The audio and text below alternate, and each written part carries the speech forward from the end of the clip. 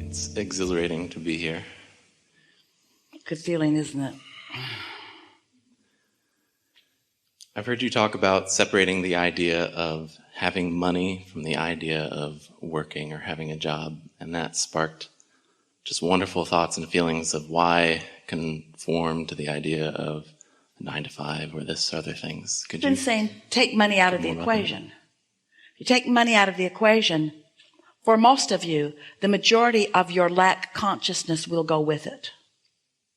And you could do it pretty easily after a conversation like the one that we've had here today, because you are getting the sense of what vibrational currency is. And you're getting the sense of the power of that receiving mode and what it will yield to you. You know, you have to let your reasoning mind show you that there must be more to the attraction of financial remuneration than you've been thinking, because there are a lot of people working really, really hard and not becoming prosperous. And there are a lot of people who don't work that hard who are magnificently prosperous. And the world's response to that often is, well, let's just take the finite pot or pie and just split it up more equitably among the masses. And then we say it wouldn't be long before the pie would be right back where it is, because it's a vibrational attraction thing, you see. So our best way of stepping into this conversation is to use the reasoning analogy that you say you would like maybe an extra $500,000 right away, because there are some things that you would apply it to. And you also are reasonable enough to start again. Is reasonable based upon how it has been, or is reasonable based upon your understanding of the laws of the universe? So many people have an expectation that $500,000 is not going to come to them today. So today isn't the day again. And then today isn't the day again. And then today isn't the day again. But we want you to acknowledge that there may be too much resistance on your trail, on your path, for you to let that money in right now.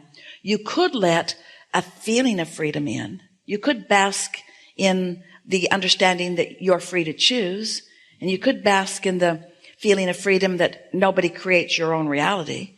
And you could bask in the feeling of freedom that you and you alone establish your point of attraction, and that everything responds to that.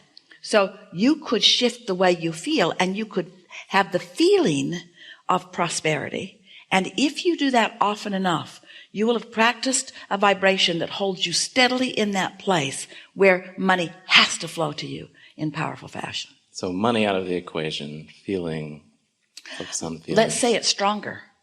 The need for the manifestation out of the equation, and the feeling of being in the receptive mode, the desire. Doesn't matter if the manifestation is money or a mate or an empire or an improved political community. Doesn't matter what the manifestation you want is. You gotta stop focusing on it if your belief is that it isn't.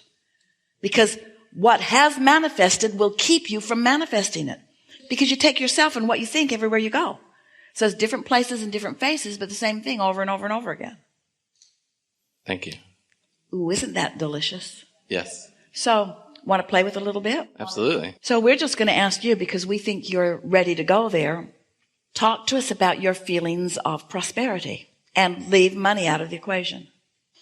Prosperity equals freedom to go wherever I wish to go. And do you do that? Sometimes, much of the time. All right, so if you're hesitant about that, not as much as I would like. Then that example didn't help you much better than if you'd left money in the equation. Right. Because a lot of people don't feel free because they're doing stuff they don't want to do.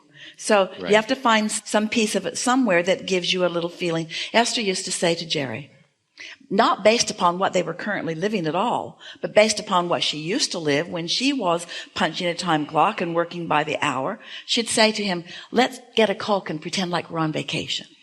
She just loved that feeling of in the middle of the day playing hooky from whatever it was they were doing and just sort of rebelliously doing nothing that they were supposed to be doing.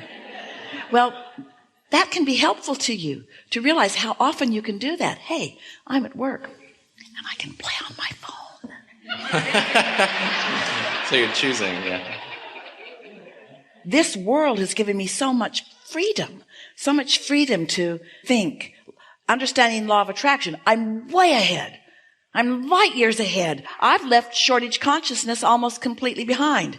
You see, there are only three, we shouldn't say only, but there are basically three arenas of shortage consciousness that many of you are participating with. Shortage consciousness around money, not enoughness. Shortage consciousness around time. I got too much to do and not enough time to do it in.